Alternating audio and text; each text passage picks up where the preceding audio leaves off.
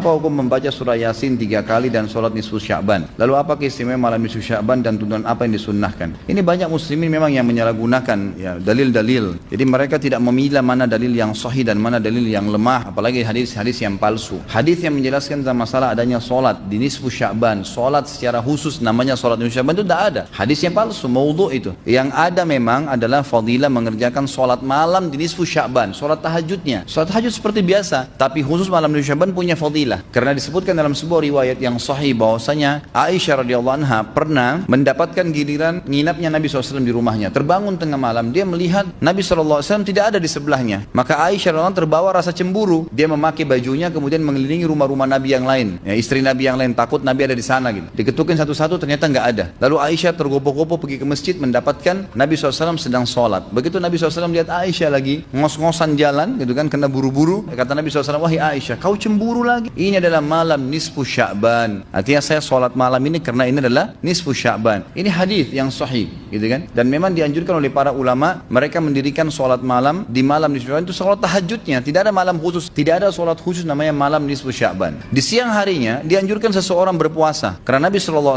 memang memperbanyak puasa. Terlebih lagi nisfu Sya'ban itu, ya, kenanya malamnya itu berarti puasa tanggal 14. Kalaupun nisfu Sya'bannya malam hari ke-15. Dan kita tahu ada puasa Iyamul Bid. Ada 13, 14 dan 15. Itu kita dianjurkan puasa 3 hari, kan gitu. Tapi tidak diniatkan khusus puasa nisfu Sya'ban, khusus puasa itu. Karena memang secara umum Nabi SAW puasa sebulan penuh di bulan Sya'ban. Kalau masalah membaca surah Yasin, ini tidak asing lagi kalau di Indonesia. Semua harus surah Yasin. Pindah rumah Yasin, orang mati Yasin, semua Yasin. Ditanya dalilnya, nggak ada dalil, gitu kan. Hanya karena surah Yasin dikatakan jantungnya Quran. Itu pun hadis yang lemah, karena dalam sanadnya ada orang yang pendusta, gitu kan. Tapi ini diamalkan. Kalau kita mau mengaku pengikut Nabi Muhammad SAW yang murni, maka tidak mengamalkan apa yang tidak dicontohkan oleh Nabi SAW. Apalagi membawa air, kemudian secara khusus dibacakan atau dihidupkan dengan surah Yasin, belum pernah ada contoh. Belum pernah ada contoh. Allahu alam. Saya tidak menyalahkan ya. Yang mau kerjakan itu silahkan. Itu hak dia. Tapi saya pribadi menyarankan, apalagi jemaah yang ikut dengan pengajian saya atau yang mendengarkan ceramah kita, murnikan ibadah kembali kepada Nabi SAW. Nabi SAW tidak menghembuskan nafas terakhir kecuali sudah mengajarkan semua yang kita butuhkan. Jadi tidak perlu ditambah. Kalau kita tambah seperti kita sedang mengatakan, maaf Rasulullah, saya lebih faham daripada anda. Nabi nggak pernah baca Yasin 3 kali di malam nisfu Sya'ban. Nggak apa-apa kan, bagus. Loh, Nabi mau nggak pernah lakukan. Nabi yang nerima dari langit wahyu nggak pernah lakukan, nggak apa-apa.